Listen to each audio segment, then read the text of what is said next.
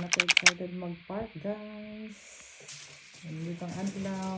Siya na po dress up. Siya na media na yung I mga got a isuot. picture, guys. Yes, later. Shortcut. Oh, please, Because it's please, still please. 10 o'clock.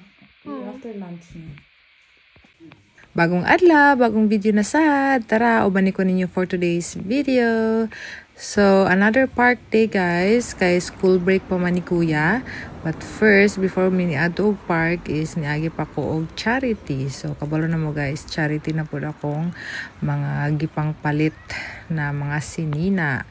Unya, kay nangita lagi ko akong suoton sa dedication ni Ace. So, muna to akong suoton guys. Sa charity lang gikan. Or ukay-ukay. So, naanami diri sa Pitville guys. Ninit mo ko ng panahon. Mo nang ginagrab lang dyan namang opportunity. Pag ingon ani nga nay adlaw. Pero, ang problema guys is kusog ang hangin o tugnaw ang hangin.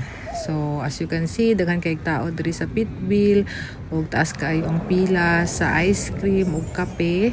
Nya mamangod niya ang isa sa mga dako nga park diri banda sa amoa. So, mo na guys, and nagsabot mi ani sa classmate ni kuya na mag-Pitville mi. So, mo na iyahang ka playmate permi. So, muna ni si Ace, ako nang gipahigda diri sa mat namo, and later that is nakatulog na siya after magdede. So, ako, naghulat lang ko diri, nagbantay kay Ace. Si kuya, bisig asa lang siya dara, kung asa ra siya nagdula. Muna, kauban niya ang ihang classmate. O praise God sa kinabuhi po sa inahan sa classmate ni Adriel. Kay na time gusto ni Adriel magpa-swing. Dili ko makaadto kay tungod lagi kay Ace. Siya ang naga-swing guys. So mo ni akong ginamin nga mami sa classmate ni Adriel. Mo na ihang classmate. So ang routine before mo uli guys, mo na ilahang pang encourage ng uli kay mag-ice cream sa sila. So looking forward na sila nga maka-ice cream before mo uli. So mo na guys, nakapalit na sa mag-ice cream every park day, mag-ice cream gyud. Unya na nako diri sa balay og ato nang i-fit check ang akong mga na palit sa charity or sa ukay-ukay. Ang top and bottom is 4 pounds ra na guys.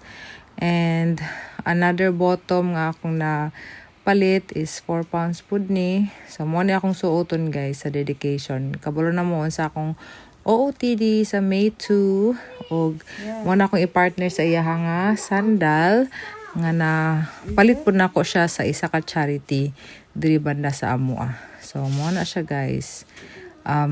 Murag cream ang color.